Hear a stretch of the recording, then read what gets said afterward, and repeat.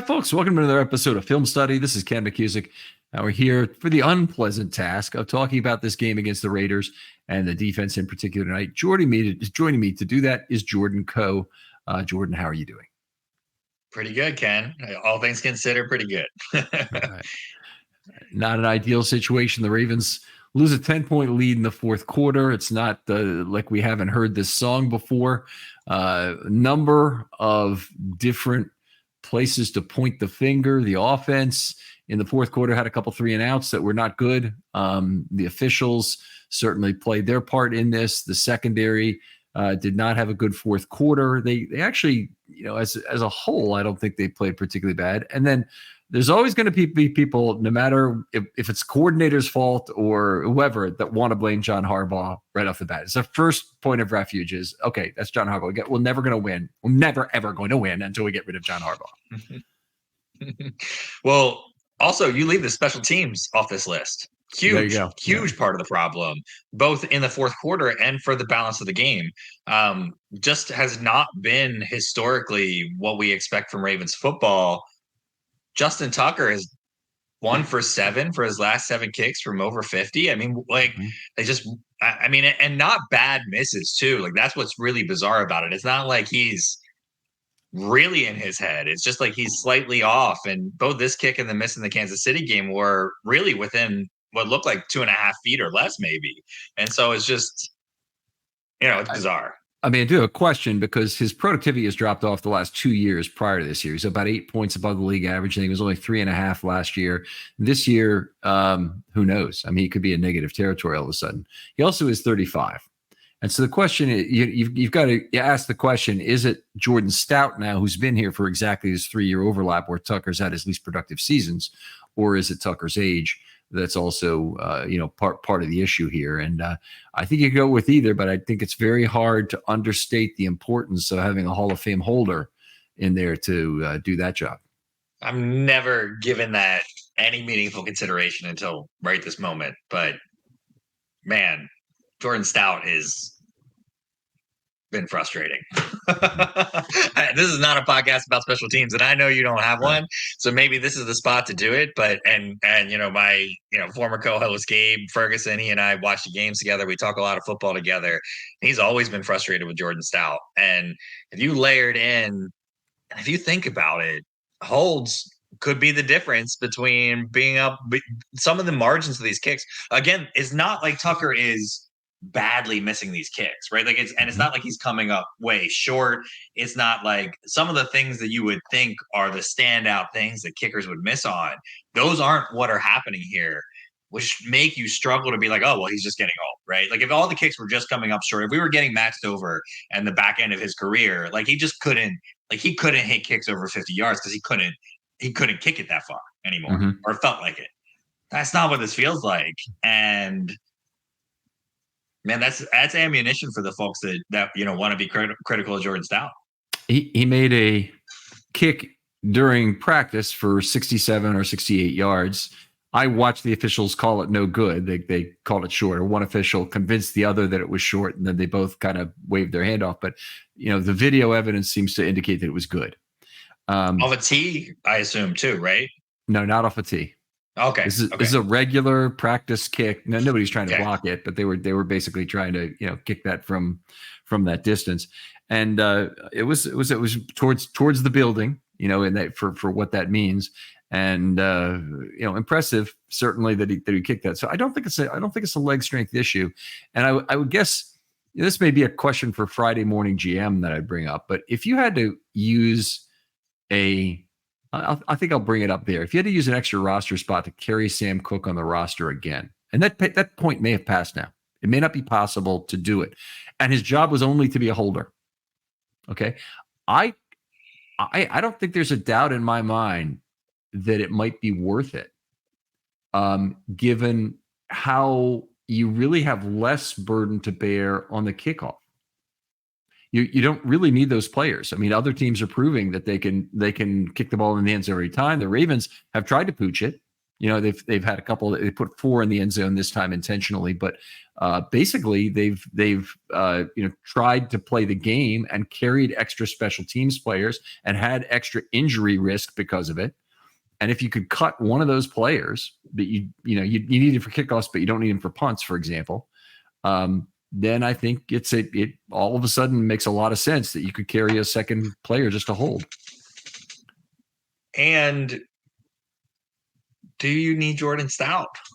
I mean, if you got a guy that can't consistently kick it 40 yards in the air, and Sam Cook will come back and he'll give you 40, like it's going to be directional, it's going to be accurate. Maybe it's not going to be the boomers that you saw from Stout in college.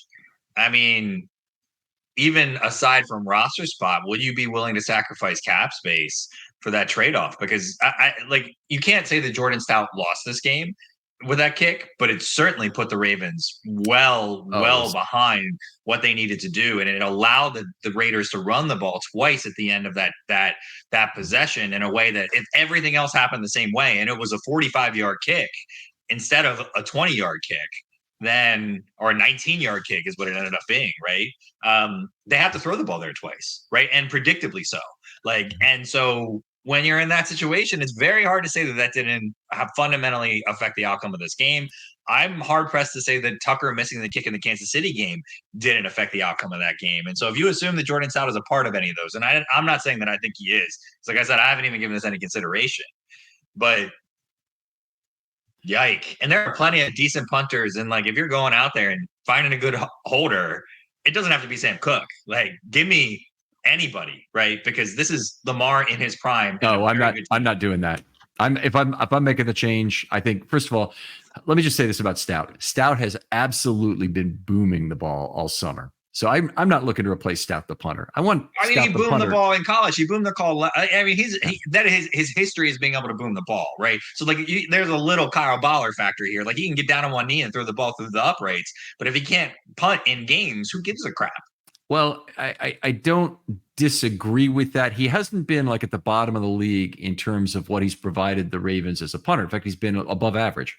But the problem is that Tucker's value as a kicker has been reduced since he's arrived, and we're trying to diagnose whose problem that is.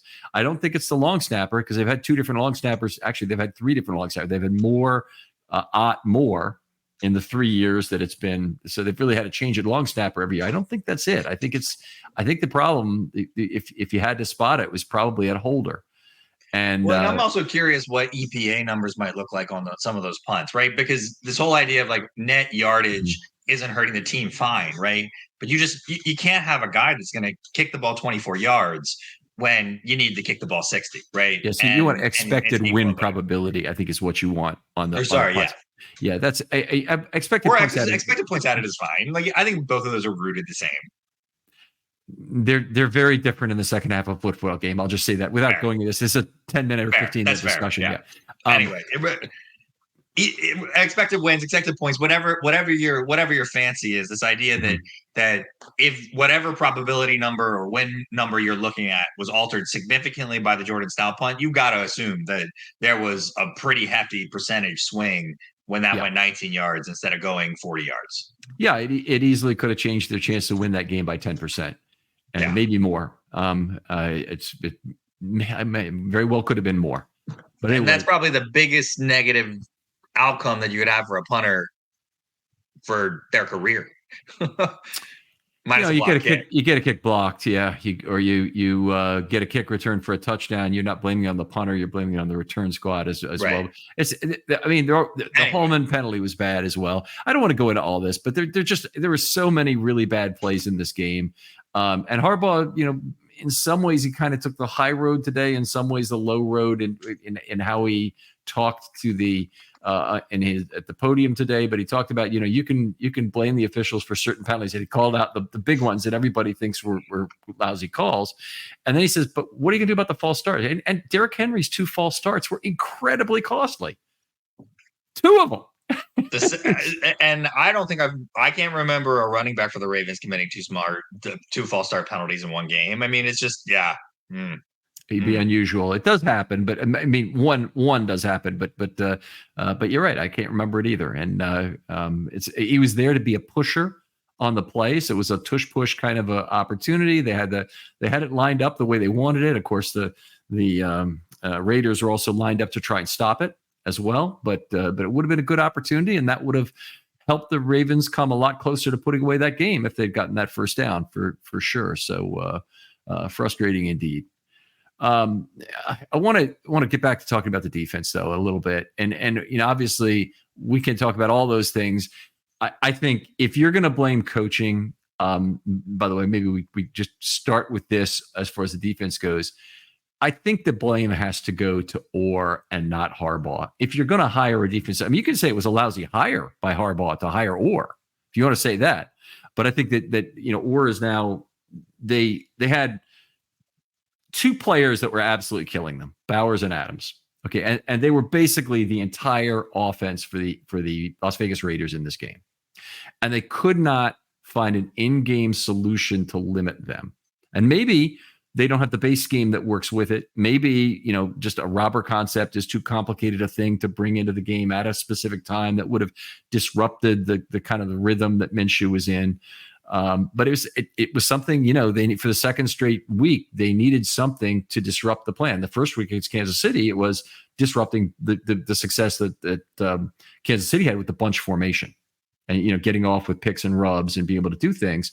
And there are things that could be done to change that. Coach Derek from All 22 Films was on. He said they should have dropped an outside linebacker and, jammed at the point, and that would have given them an opportunity to disrupt the timing of those routes. Yeah, it would have hurt the pass rush, but the guy can still rush afterwards. Yeah, I mean, lots of, this feels like it feels like early in the season last year under McDonald. Mm-hmm. So, we don't want to overstate it. It feels a little bit like it was the 2 years before that at times, where there were just specific spots on the field where it felt like the Ravens were exceptionally vulnerable. And so you want to be able to make adjustments in that regard and be able to do it. Part of you wants to blame the fact that Wiggins didn't play, but they knew he wasn't going to play all week, right? You knew Devontae Adams was a guy that was going to be in here. You knew Bowers, based on the first week of game tape, was going to be a big part of what they were doing in the game. Yeah. So it's not even just a matter of saying they didn't adjust well. It's almost like saying they didn't even come in with as exceptional of a plan as you might want. And I think that frustrates me more than maybe there is nuance that could be happening that even we all don't see about what they're doing on defense, and it doesn't work. But it felt like they weren't ultimately quite prepared for what they needed to do. Well, you just made a great point earlier at the beginning of that. It basically said, felt like McDonald, last year. McDonald 2 years ago in his second game, and this was Orr's second game, of course, had the self-destruction against the Dolphins in the fourth quarter. It was a hell of a lot worse comeback allowed than what Zach did this time. I'm not giving up on Zach Orr. So I think there's still hope that he can do this. He came up through the same basic system. He did not have the 1 year internship at Michigan. That would have been, a nice thing to have, as a little bit of play calling experience from that perspective. But he also, he worked with McDonald. It's the same scheme. It's effectively a very similar thing. And there hasn't been anything, by the way, so far that has been so drastically different that I'd say, Orr threw the baby out with the bathwater and said, I'm changing everything. I don't like what McDonald had. I think he basically is staying with the same kind of too high look, the bringing Hamilton down to be the free safety. He's got, probably be the slot corner rather, having more options on the outside than McDonald had. He still has a pretty good pass rush. McDonald did a little bit more in terms of different things to de-vanillaize the pass rush. We'll talk a little bit about that. But I'm not seeing this is not like a difference between Pease and Martindale in terms of, philosophy is completely different. I agree with the latter part of what you just said, which is that the difference from Pease to Martindale was not like apples and oranges, right? Night and day, right? We don't have that here. I'm going to disagree with you a little bit on the Ravens varying coverage and what it looks like to quarterbacks right now. The Ravens have been very, from my perspective, vanilla post snap around what you're going to get. What you see is almost what you're going to get on every one of these bites. so far from my perspective. That's how I think that's how the Raiders ultimately took advantage of the Ravens when they were in that deep cover 3 look and they knew they had those deep like crossers. Those were available and they were getting 4 or 5 yards behind Roquan and Simpson, and they were able to light those up. And the Ravens did nothing to then make it look like they were going to give you that cover 3 look and not give you that cover 3 look.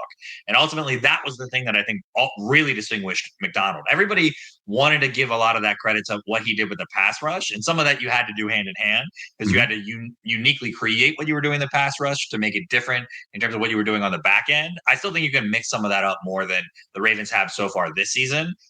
I'm not ready to say that they're not going to do that down the road here, though. You know, this is still early. They're still trying to get their balance of what they want to do with these kind of things. Like you said, the Dolphins game was much more of a disaster than the Raiders game a few years ago in terms of what we were looking at. And that team was still ultimately by the end of the year very competitive, you know, if it wasn't for Lamar going down. So, you know, there's a lot to point to in these plays and games and individually and be upset about it. But there's also plenty to say, we just have to wait and see. And this sucked.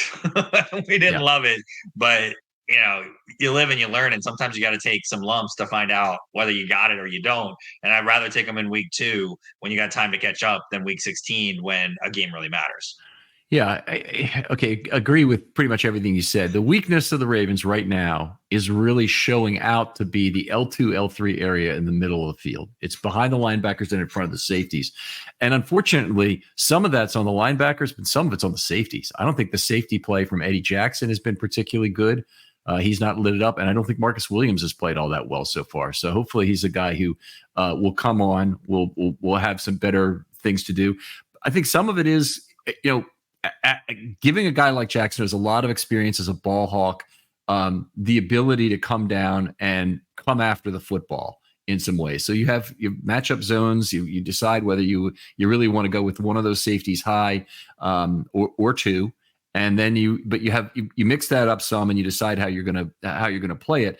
But I think at the heart of this is using a safety to take away routes in between L2 and L3 on a somewhat regular basis. So the opponent can't pick it up necessarily, but robber concepts, you would hear them called, but something that takes away a route. And if you take that away, all of a sudden timing on the play is off.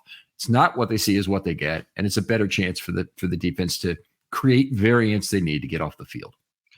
The other thing is that I don't want to see the Ravens overreact to what happened here. Davante Adams had a phenomenal game, and Gardner Minshew did a good job of putting the ball in spots where Adams had lots of chances to make plays. And there were plenty of opportunities where the Ravens stopped the connection between Adams and Minshew effectively. I thought Brandon Stevens, minus that what I thought was a particularly bogus penalty, but I thought he played a particularly good game.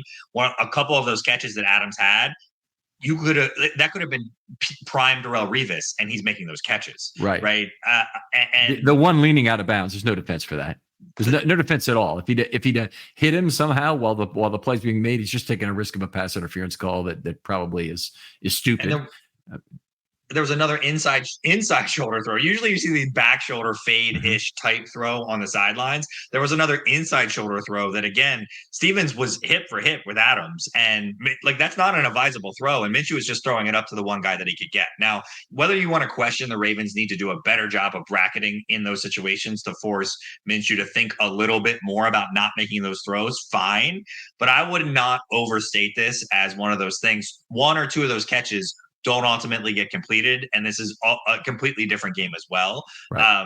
And you just sometimes have to tip your cap to one of the top 3 wide receivers in the NFL for having a monster game and ultimately beating you for it. And that's what Davante Adams got paid for. That's why everybody values him that way. I don't think that the Worthy touchdown in week 1 was significantly worse to me than almost any of the plays that the Ravens allotted to Davante Adams that were successful in this game.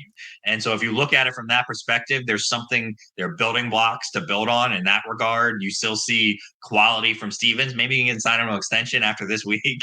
to get the price break, you're saying? Yeah, exactly. Take the down value on because I didn't think he played poorly, right? No, I don't think that was a joke. But I don't think he played poorly in all those regards. And so I think that there were plenty of building blocks to go off of, and we'll talk about a lot of the positives that came out of this game. And if we can move past a couple big plays that didn't happen, really bad net field position in this game, really bad special teams outcomes on the Ravens side of the ball when they should have been forcing the issue in those regards, this game very easily, even with all the shenanigans of the officials, still could have been a lopsided Ravens win.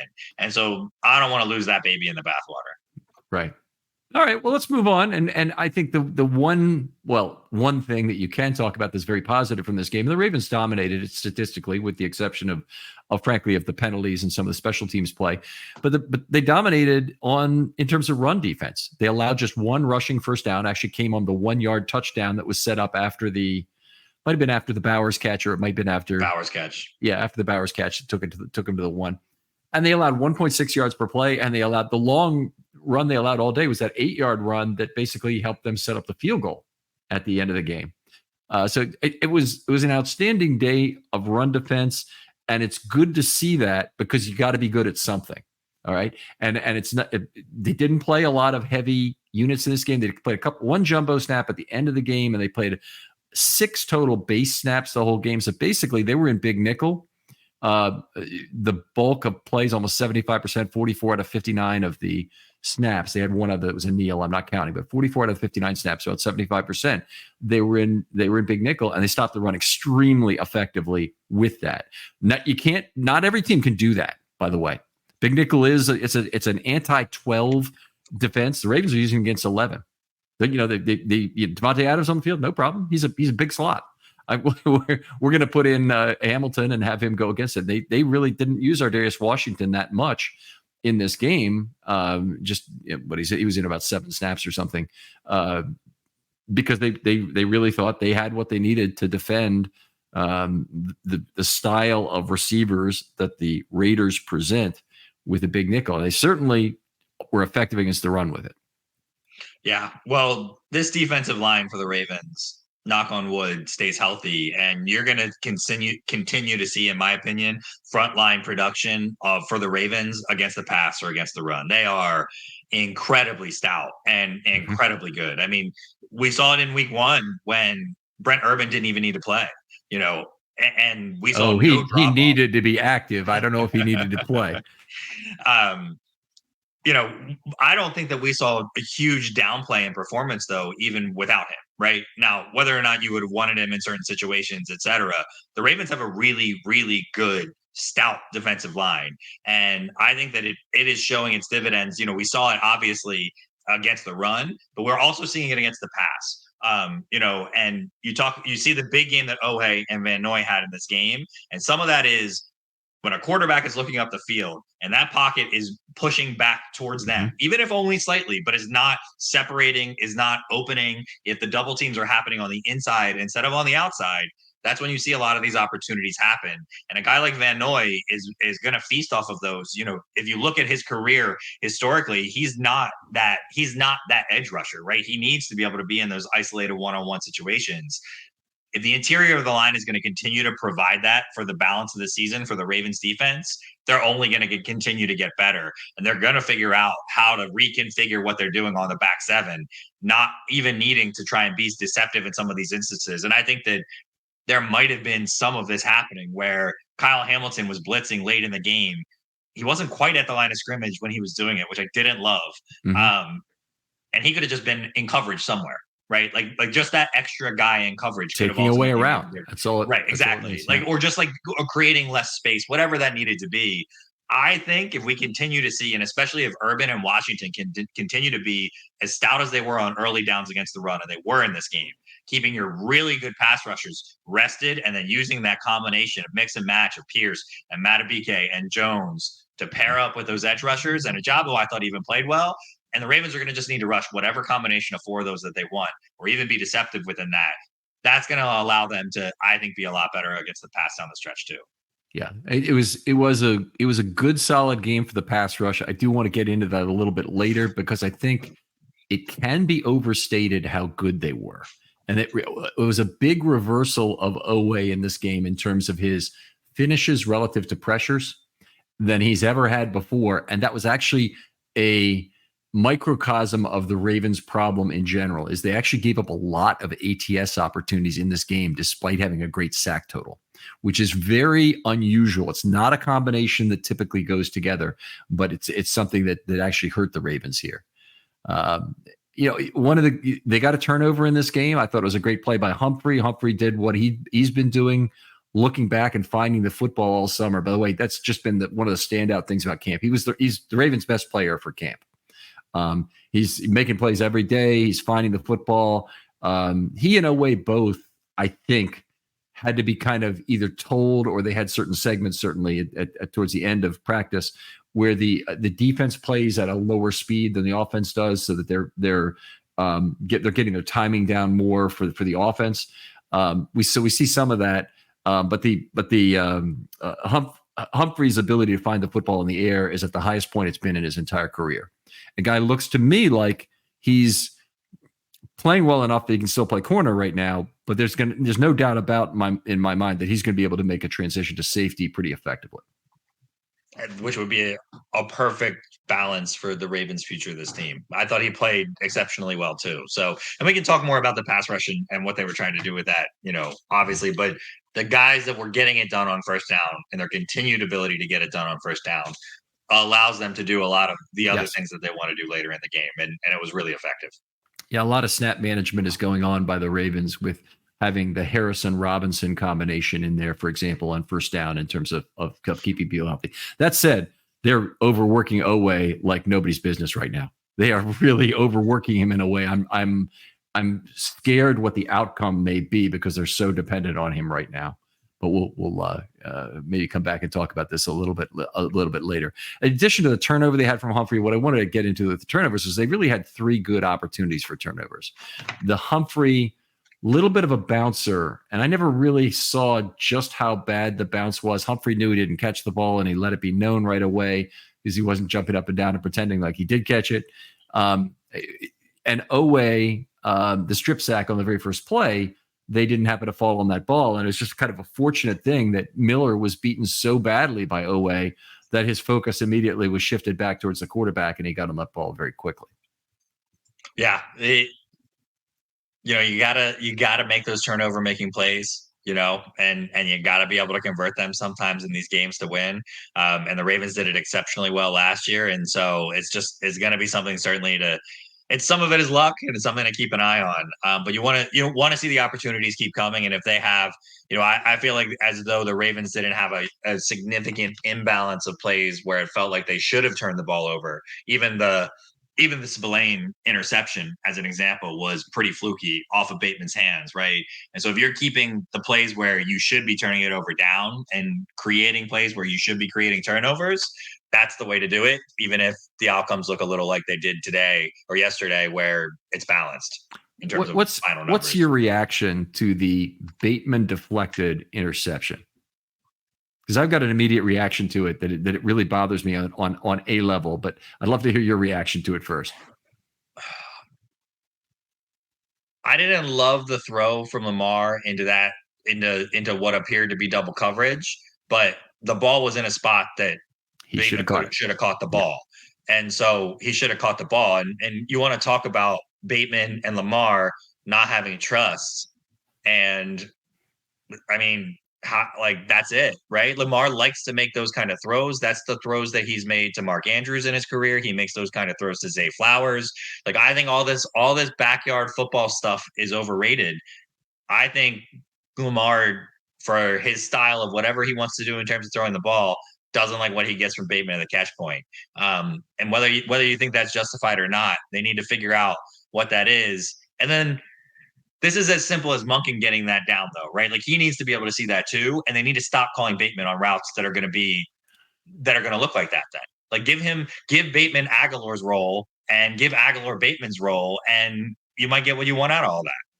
That's interesting because part of the reason why Aguilar is successful in his role, or has been, was last year, let's say, is because Lamar trusts him and he does the thing. And there's other things that Aguilar did as a receiver last year that Bateman would never do. Like get in the huddle and say, I'm going to peel off the safety and let Flowers make the catch behind me. That's not Bateman at all. In terms of what and Aguilar was a huge culprit in the Ravens game on that fourth down. He blew that play. He ran the wrong route and he didn't read it right. That I still think that play with Zay Flowers' ability to break tackles would have had a shot of being a touchdown. Against Kansas City, we're talking about, right? Yeah, the fourth down play where Flowers was hiding, and I for my life, I would swear that they did not see him. They didn't. Okay. They did not see him, and I think that was what Aguilar missed. I think that he thought that they were aware of him. He thought the receiver was going to trail him, and he didn't. I don't know. That play I thought that was a boneheaded miss on his part, but. Okay. There have been too many of those this year for this Ravens team. It feels like from time to time as well, where especially much more on the offensive side than the defensive side. And I know we're not here to talk about some of that kind of stuff, but they just feel disjointed and out of sync in every possible way. And despite all of that, actually have decent overall net offensive numbers. Mm-hmm. They're not that far from let's not be, I would caution everybody that's listening to this, don't be too worried about it. I think that, and it might take 6 weeks to clean it up, and that might be too late because of how tough the schedule is early for this Ravens team, but they're going to get it cleaned up and they're going to be good when they do. This should almost be at the beginning or the end of the episode, just to get the listeners involved. But I'm with you. I mean, I think there's a couple things about this Ravens team that are different from every other Ravens team that's ever found themselves in a similar position. And if you look at the 2005 Ravens or the 2007 Ravens or the 2022 Ravens or the 21 Ravens or and the 21 Ravens took a long time for that to develop. It really was until Lamar got hurt that they were just smoke and mirrors, 69 Mets, sleepwalking their way through this incredible run of success until all of a sudden Lamar got hurt and they couldn't do it anymore. This team is completely healthy.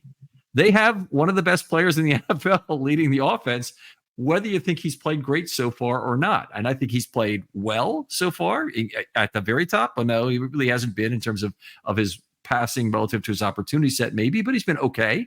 And he's certainly run the ball very effectively, run them out of a ton of pressures so far this year. And just the fact that they're healthy right now, and you can see the solution for this. In the past years, I remember writing an article in 2007. And the Ravens had a street of dying men scene in the secondary that year. You don't know that. That's from some of these things are too old as references, but it's from the movie Gone with the Wind.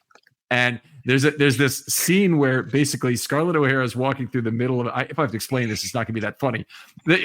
Walking through the streets of Atlanta, I believe, looking for someone, and she's talking to someone who's lying in the middle of the street and is obviously getting some sort of care, and then they pull out and you see there's just everybody is getting care on this street. Anyway, that's what basically the Ravens secondary looked like in 2007. Everybody was down, basically.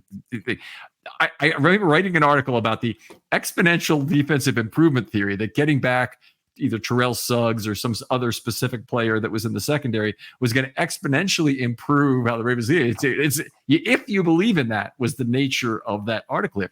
The Ravens don't have that sort of problem right now. The problem they have is they're not really firing on all cylinders right now when they're going to face a tough run of the things. And they have an offensive line that they can't trust.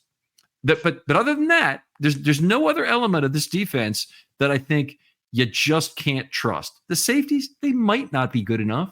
The inside linebackers, they might not have the coverage skills to mesh in with the safeties. But I don't really see that. I don't see this team as having the same set of insurmountable obstacles that the 2015 team had, the 2005 team, the 2017, all those other teams where the Ravens have played very poorly for a time and it's looked helpless. Yeah, I totally agree with you. It's there. It's close. Maybe they don't ever put it. Maybe they don't put it together, but it hasn't. We've certainly seen much worse situations on much worse Ravens teams and had validity to those concerns. And so, given that, I'm willing to wait and see. All right, let's wait and see. Let's do that. We'll talk about packages here. for a few minutes, talk about them less. Don't need a lot of time on this. I already mentioned that big nickel was what they played most of the time, 44 snaps of that. Only 6 of the standard nickel. There was 1 penalty in there. That's why I said 7 snaps earlier for Ardarius Washington, who was out. 1 jumbo, 6 base packages, 2 of the uncovered nickel. What I like about the uncovered nickel is it gives them a different look to present. And this is something that Orr probably would like to have in his thing. Just have a different look you present to the opponents. Maybe you present them with a 5-man front, meaning a jumbo nickel, where you have only 1 inside linebacker on the field. You can do that occasionally. It's just a different look. There's nothing at this point. There's nothing so damn special about Simpson that you can't take him out of the field, off the field. I don't like taking him off and putting Malik Harrison in this spot off ball, but I do like. I don't have a problem if you want to put in Brent Urban and get a third defensive lineman in there to improve your run defense that way. So it just, it was something during the Martindale era and even into the McDonald era, less so, that they had as a different look. And I think, those, when you have rotational looks, when you're forcing the cornerback to consider, who do they have at corner right now? Who am I trying to throw at right now? And even if he has to go through that thought process, it's a good thing. Yeah. Well, and the other thing is also Wiggins coming back, right? Mm-hmm. The Ravens did seem like they shied away a little bit from Armour Davis's usage. Prior to I was surprised at how much use he got in the Kansas City game anyway, especially with Wiggins playing in that game and then vanished. So maybe that's rooted in some kind of health injury or something that we don't know about there, or he had a really bad week of practice, or who knows, right? But hopefully you start to see, once these packages start to mix and match, the ability then to say, and I can see this happening, the Ravens saying, we need to get some kind of rhythm around who is playing in some of these situations. Those guys need to be able to communicate the multifaceted nature of what we're going to showcase with those guys in those packages. We can't do all of this at once. And if we try and do too much right out of the gate, it's going to be too much. And then you're going to get blown coverages, right? That is all. And this could have been a reaction to what happened on the Worthy touchdown. And if it was, I'm okay with it, right? Which is that we can't throw the kitchen sink every week right now yet. Right. We need to get everybody onto the same page. We need to make sure that we're all in the same places of those. We need to reduce the number of calls we're learning every week. But by the time we get, if we're learning 4 crazy coverages every week that are unique, by the time we get to week 9, now we've got 36. Yeah, we might only have 12 on week 4, but we're going to have to live with that. But we're not going to have blown coverages as a result of that, right? And we didn't see blown coverage. Some big plays from Adams. Again, we talked about this already. Big plays from Adams while he was covered. A couple losses of Bowers kind of like behind the linebackers. But beyond, I wouldn't consider those busted coverages, right? And we didn't see busted coverages in this game. And to me, if I'm choosing a progression, I could see how that was a point of emphasis for the Ravens at practice. We didn't see people get behind the secondary, but we did see Adams way too open on his drop late in the game. You've gotten boned by Adams for 100 yards plus at that point, and then all of a sudden he's free in the middle of the secondary, looking like that was probably going to be a touchdown on that play, and he drops the ball very fortunately, but. That was ugly. And then I think that was on their touchdown tying drive. Mm-hmm. It ended up being not relevant. But though the Stevens play where Stevens, I thought, had good coverage, almost ended up was a drop by Adams too, because Stevens had good coverage, but Adams could have caught that ball and just didn't. And I think that's some of what you just get with Davante Adams. If you give him enough opportunity, he's going to burn you, and that's just what's going to happen. Okay. All right. Well, anyway, let's going back to Wiggins and Armour Davis. It was a little surprising to me that they didn't try more Armour Davis, but also that it might have been a function that Washington played well in the first game. So they wanted to use him at slot on the plays where they weren't going big nickel. They went big nickel primarily, which restricts total cornerback snaps significantly. And so you didn't have an option for Humphrey to move to the slot anyway. And then they stayed with Humphrey and Stevens for every snap the whole game, except for one when Stevens was hurt for a play and Armour Davis came in to replace him. But it was, I think things would have worked out differently. I think they would have used Humphrey in the slot again for more plays and probably used Washington a little bit less. So I think Wiggins is the guy they really want to see. And I think Wiggins is the guy who could have really helped them in terms of makeup speed, island usage, whatever you want to call it, in a game like this where they had some fast receivers they had to cover, even though they're not named Devontae Adams, Tucker, play people like that they could have. Myers. Yeah. I totally agree with you. And maybe the Ravens prepped like they thought Wiggins was going to have a chance to play, and he didn't. We don't know about what those things are, what those packages look like. And again, this is where like a guy like Macdonald looks way better in year 2 of his coaching career, right, as a defensive coordinator for the Ravens. I mean, we were talking about the exact. It's funny. We had Rex Ryan basically chirping the exact same BS about. He's not chirping as much about Orr because he probably knows him, but chirping about how Macdonald needed to go after week 2 against the Dolphins because of that collapse, and that was completely unacceptable. And by the end of last year, you have a guy that Ravens fans say it was impossible. How could you let him get away and not become the head coach? He's such a defensive genius, right? So there is 17 plus 15, 32 game plus playoffs, right? 32 games worth of time for Orr to get to the same point that Macdonald is regarded as right now in everybody's minds. And let's not go crazy assuming that the game plan might not have been, for whatever reason that we don't know, not the one that they ended up implementing on game day. And that's a lot harder when you have less tricks in your bag. Yeah. It's a great point. Very valid. I did want to also point out variation in role was greatly reduced to this. And we did talk a little bit about it, but the big thing was we did not see Malik Harrison off ball. So that's Orr realizing, that ain't working.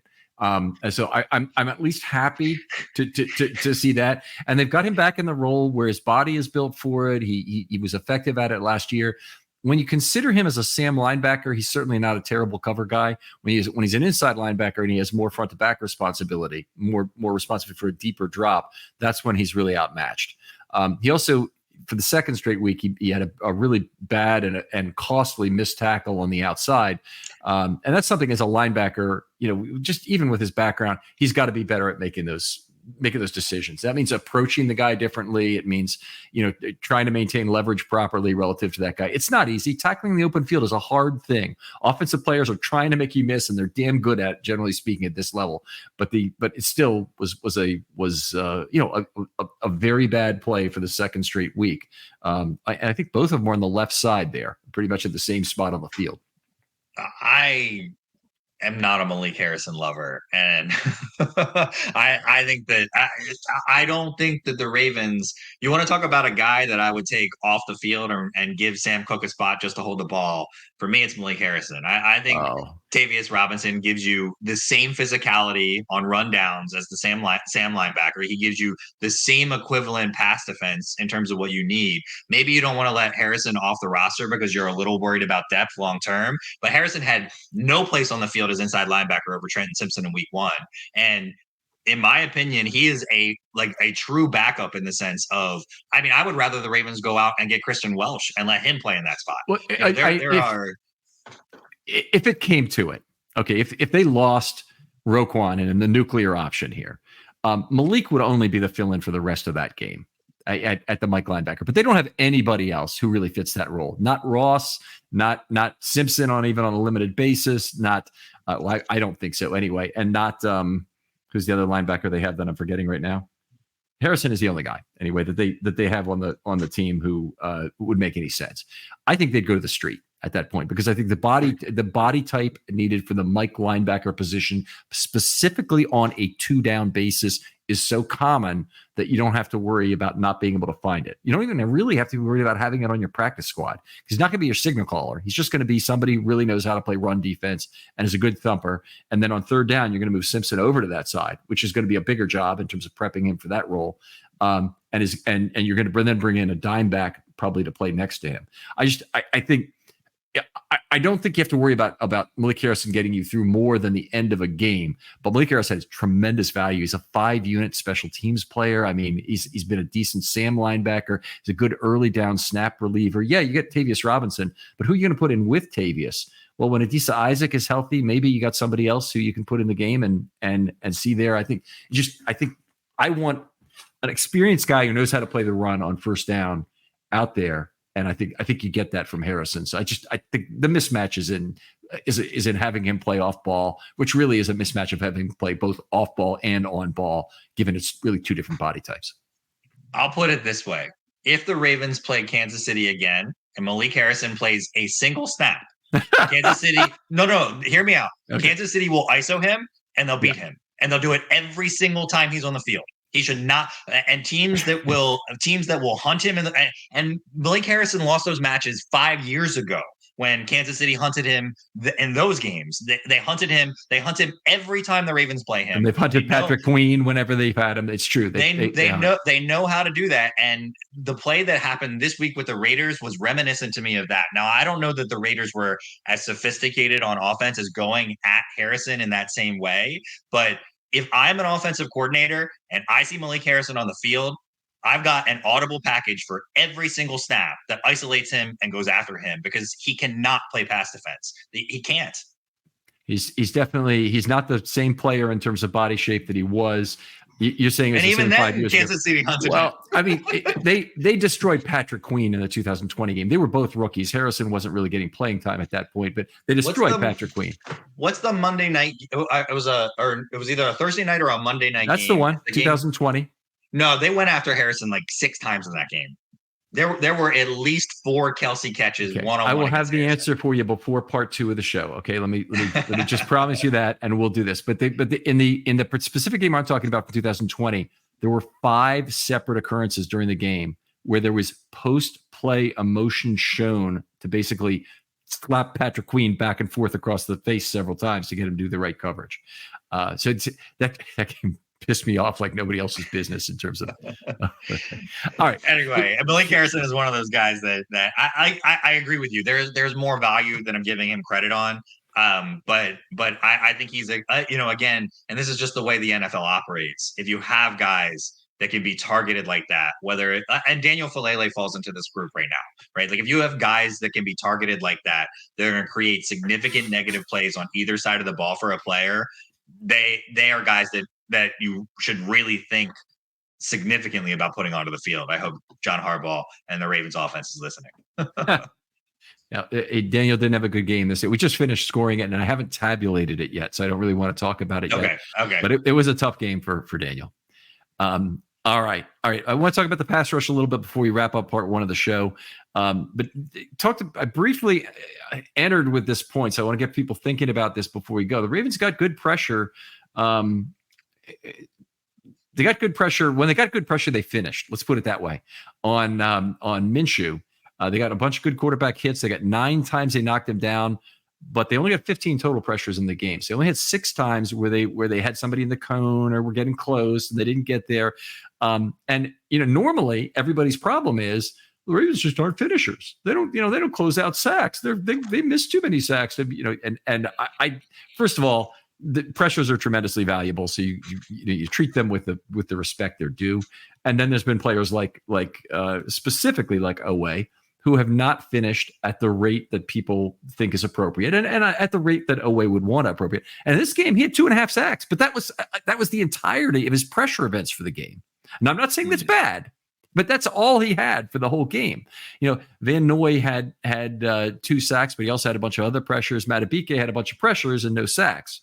So it was there were some frustrations in this. Here's the basic problem is they still had 35% ATS in this game. Minshew had 35% ATS. There's 15 plays where he was able to just sit back there in the pocket, and they averaged 9.3 yards per play on those. If you really look at where they succeeded in this game, it's those plays. Those are the ones that they threw down the field. They did have one play to Bowers that went for a good play. I think it was the one that got him down to the 1 yard line that there was a pressure involved. But basically, it's the ATS throws that boned the Ravens.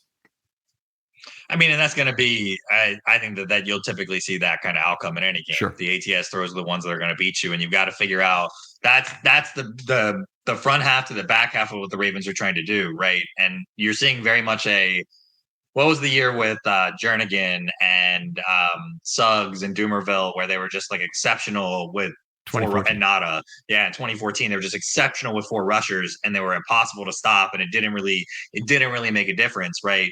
That is not the front that the Ravens have here, right? And so you've got to be able to mix and match what you're doing and kind of get the left hand and the right hand in sync in terms of what those things are doing. And once they get there, it felt like there weren't a lot of coverage snaps in this game. And it felt like, if looking back at last season, and I'm making this up, so this is all feel. Okay, sure. There's nothing statistical about this, but it felt like about a third of the Ravens sacks were coverage sacks. Right? Okay, I hear you. That what was happening in the secondary allowed guys to get home that might not have gotten home otherwise, right? Those kind of sacks have not yet, despite the high production that happened from a sack output in this game. I don't feel like it's been a third so far this year in terms of, and let's call it pressure. Pressures is probably a better measure. I'd say a third of pressures last year were generated by what was happening in the secondary, right? Or maybe even more than a third, probably. I'd say this year we're not really seeing that so far. That there haven't been instances where a quarterback, and part of this is Mahomes is half the sample, right? Mm-hmm. A quarterback is looking at what they think that they're looking at, and it's ultimately not that, and they pull the ball down, and then all of a sudden things change, right? That hasn't been what we've seen so far yet, and that was a big staple of what we got in McDonald defenses. Yeah. It's definitely true, and I think your original estimate. I think I'd go along with that. I might set the over under at 25 to 33% in terms of the percentage of the pressures that were somehow based on what they were doing in the secondary, and that's a tough order. That's a really tough order to fill for Orr in terms of scheming up his coverage differently to improve the number of pressures they get from whatever the hell it is right now, which doesn't seem like very much. Yeah. And you're right. Mahomes being half the sample is ruining this. I saw Jonas Schaefer put out something today, basically saying that this ain't the same Ravens secondary, and they're giving up 9 yards a throw and this. And I'm, wait a minute. That first of all, I didn't agree with the yardage, and I go, oh, I see what he did. He didn't include sacks in there as net yardage, and then you come down with a much lower number. You're about 7 yards per throw, and that's not what the Ravens want. It's not as good as last year, but it also is half Mahomes. I mean, it's like, what do you want to do about that? And the worthy throw that was the busted coverage. I mean, what was the Ravens yards per play allowed through week 2 in 2 seasons ago, right? And so again, and we keep throwing it back to this. So we can I'll let I'll let this horse die. Yeah. But what were the Ravens yards per plays during those 2 weeks, and then what were they over the next 32 games, right? So sure, a 2-game sample size is just, it's hard stop, not enough to measure some of this kind of stuff. Minshew should have probably had, accounting for penalties, 6 to 7 less plays taken overall, right? 6 to 7 less opportunities to throw jump balls to Davante Adams is a difference maker. And maybe the Ravens needed to approach the game a little bit differently in that regard, right? That if we're playing against somebody, and maybe they need to think about this for their approach against the Cowboys next week, right? If CeeDee Lamb is going to be the guy, and they're going to be able to shut the run down otherwise, and Prescott is just going to look to force feed it to CeeDee Lamb if you're going to ISO him in one-on-one and not bracket and not create opportunities where you're taking away those looks, maybe you need to adjust to that. Yeah. I think they need to come up with something different in the secondary. Harbaugh's coached the secondary for 1 year. I think he could easily spend this week in a point of emphasis trying to figure out, how do we restructure what we're doing defensively to not get beat the way we did, and to have an answer, just to have another answer, to be able to show some different look, to be able to use some different scheme that would make things more difficult. And Prescott's certainly a fully error-prone quarterback. He is a guy who can make mistakes. He can help you win the game if you just let him. Obviously anything where you bracket CeeDee Lamb is probably going to be a positive for that. I want to go through quickly some numbers here. ATS BOQ pressure. So they had 15 ATS plays, 139 yards, 9.3 yards per play. Did have the turnover, by the way, on an ATS throw. He's just sitting back in the pocket, and they threw the turnover to Humphrey way short. Ball out quick was 13 plays, 4.7 yards per play. It's a little bit better than expected for the Ravens defense. It should be around 5.5 to 6 yards on those. And then for pressure, they had 15 plays, 35%. And that's the good ratio to look at is what's their pressure to ATS rate for the defense. When it's 1-to-1, that's not good.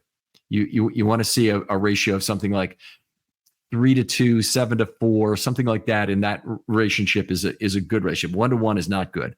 And those 15 plays went for 34 yards, which was below expectation, largely because they had 5 sacks at 2.3 yards per play. But overall, Minshew outperformed his opportunity set by about 10 yards in this game. And that's without the consideration for penalties, which would obviously make that a lot worse if you toss those in there. And you take, again, going back to Adams just having a phenomenal game, you take a couple of those catches away, and he's going to underperform by that margin by a lot. And this game just swings completely differently. Yeah, I agree. I mean, it wasn't something about Minshew's performance that was so extraordinary that you say, boy, we're never going to beat that, like you would with Mahomes and his ability to just take advantage of you every time you present him with anything. Minshew didn't have that kind of game. 5.4 yards per attempt, net yards per attempt. That's not particularly good. And it's just what it is. All right, let's talk numbers for a second. This is kind of an interesting thing, and I wonder where the Ravens are going to go with this.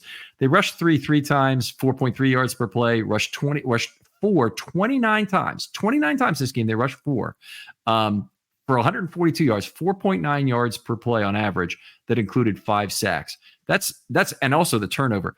That is the grand slam of what you want. Is to have a dominant 4-man rush. If you get that, there's almost no weapon in football that defensively will guarantee you success. And the reason is not only is the 4.9 yards per play good, although you'd say, oh, if we allowed 4.9 yards per run, we just move right up the field. Well, you would, but you have to take a tremendous amount of variance with pass plays to do that. And that has included 5 sacks and a turnover that totally throw off your plans on any one of those drives where those occur. So, that's absolutely fantastic 4-man production in terms of the pass rush. That's not an issue at all. Then they rushed 5 and they give up 8.7 yards per play. Again, very small sample size, nine snaps. And when they rushed 6, it was 2 plays for 1 yard. So if I throw those two together, it's 11 plays for 79. They're at 7.2 yards per play. There's no conclusion I would particularly draw from that other than it's a small sample size and they were a little more effective when the Ravens rushed more.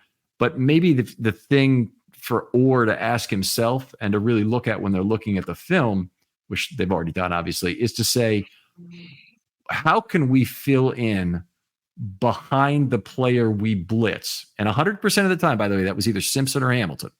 How can we fill in behind the player we blitz to try and reduce the effectiveness when we do try and rush 5 or 6? Well, this is one of those instances where you miss the ability to push Humphrey inside, where you miss Arthur Millette, you miss the ability, you miss the ability to change who some of those guys are. And the Ravens have never really utilized Williams or Geno Stone in that role, but it was pretty obvious when, at least to me, when the Ravens were going to rush Kyle Hamilton. And I don't think he got particularly close to getting home on. I think I saw 3 rushes from nickel from him. And again, I don't think he got particularly close to home in my recollection. One pressure. Yep. And so that's not going to cut it. And so whether that's, I thought Hamilton was way too far off the line of scrimmage in every single one of those instances. He had an extra 3 yards to go. When we saw him really effective, he was at the line of scrimmage and they were trying to decide whether he was going to press a guy and cover him, run with him hip for hip, or if he was going to rush. In this instance, it felt like he was like pushed back from the line of scrimmage a little bit more. I'd like to see him closer to the line of scrimmage if you're going to want to keep him in some of those roles. And I agree with you though. Their 4-man rush look really strong right now. And whether that's a combination of wanting to use Madubuike, Pierce, and Travis Jones together with OA or whoever else needs to be out there, the Ravens have some flexibility of who those 4 guys can be. Ajabo has looked really solid, a really natural pass rusher. You're seeing it this year, finally, knock on wood that he can stay healthy kind of in that situation. So it's certainly the one position where a big injury or the one area where one big injury feels like it could really hurt the Ravens in terms of pass rush. But, you mentioned that earlier with Owe. I'd love to see the Ravens start to continue to get simpler and simpler in terms of the number of guys they feel like they rush and become more and more complex behind what they're doing behind them. I still, as I've already said on this podcast, I think that's coming. And it stinks that we don't have it already. But some of that is Wiggins getting hurt during the preseason and not being able to get reps in there. It's not knowing exactly who is going to be in which positions, where you like them with. Jackson coming in late as well. So some of those adjustments can ideally come fast and furious. And as you have good things to build on, better things will follow. Right now, we don't have great things to build on. I think that is the way. What you've just said about, you build your defense, in this case, front back to front. You have a front you really like. You already think it's fairly flexible in terms of how you can rush the passer. You can stunt. You don't have to play games to win. You can rely on one-on-ones. You actually have some ability to match up differently just along the 4-man front to set up differently. And then beyond that, you can compound the offense's problems by rushing a 5th guy in theory But it is the coverage that they need to get figured out behind that. That's the thing that is going to make the pass rush more effective. And of course, the pass rush getting home should make the coverage more effective. And they're hand in hand, like pitching and fielding. Good pitching makes fielding good. Good fielding makes pitching good. And you can't ever break down all the links between the two, and really feel like you've separated it into these are the effects of either of these things.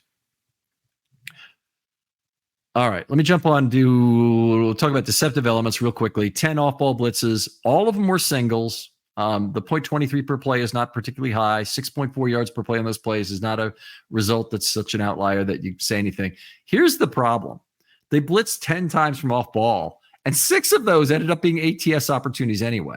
Now, sometimes the blitz comes and it's still just a 4-man rush you're looking at, and it's an outside linebacker who's dropped. Typically, they didn't drop any of the interior guys in this game, but it typically it'll be an outside linebacker who drops, and then that creates an opportunity to change to zone blitz, but not that you would expect a higher number of pressures would occur from that. And have 6 of those 10 be stopped up for ATS plays that's really bad, because you've given up a coverage asset most of the time on those plays. It might just be Simpson, was it a modest coverage asset, but it might be Hamilton, and that's a major coverage asset. Yeah, and I think Simpson you got to get him the reps. He's better than Queen is in terms of or Queen was in terms of what you were getting in that regard. And you got to let him get some of those reps in game 2. And some of this also could be that Roquan and Queen have played a season and a half together, and we're better in sync, and we're passing off better, etc. There's a lot of, I don't know the best way to describe this, but when you had 2 linebackers in hook zones sitting underneath, and it feels like this used to happen 3 or 4 years ago to the Ravens a lot, the teams would just attack right in the middle of that. Mm-hmm. And when Roquan got here, that seemed to stop. And I don't know what the adjustment is there as a team that allowed them to do that. If that's how you match up, if that's how you pass off, if that's how you're communicating in terms of the coverage, all of that. But we've seen a lot of it this year. Yeah, Roquan has been his entire career astounding at being able to anticipate how the routes are going to develop behind him. And one thing you can see is with really good linebackers who are in coverage, they'll look to the other side of the field to look for that crossing route before the play starts, and even to understand when it's going to go behind them. I mean, you say, okay, it's going to go behind them. I need to have a 3 or 4 yard drop. Some of them will just look surreptitiously, but if you look at the all 22, you'll see their helmet will actually turn to see that, generally speaking. And they'll anticipate the need to drop as well as the need to cover the guy who's on their side of the field in whatever zone they may have responsibility for that is most proximal. But anyway, that's neither here nor there. Let's move on. They had 4 stunts, all singles, 24 yards, 6.0 yards per play. Nothing I would say about this other than what I think this means. When you only stunt 4 times in a ball game, and you only blitz 10 times. So they had 33 plays where the players on field could have called stunts themselves, could have said, yeah, I want to twist on this play. Hey, Matabike can, nudge at Travis Jones and say, hey, let me be the over on this one. And I'm going to try and hit that B gap on the other side. If you can set me up here. If all of that, would show up in more stunts. And the Ravens used to, do a ton of those when Calais Campbell was here. And before that, in the early years of the Ravens, they did an unbelievable amount of stunting with Marvin Lewis. It seems to me that Orr has probably kiboshed stunting unless he calls it. And that bothers me. So I'm not bothered by the results. There's nothing about the 4 plays and hey, they stunted and it wasn't particularly good or particularly bad in this game. The thing that bothers me is that there's not more stunts because the players on the field wanted to call them. Yeah, that's one of those ones that we don't know yet, right? And what the derivation is and where that's coming from, and where or why the success isn't happening. And less stunting has probably something to do with the improvement in the run game. And so how much of a trade-off do you want with some of those things as well? Certainly something to keep an eye on. I want players on the field to be able to make adjustments in every instance than not. And any coach that is taking that away, a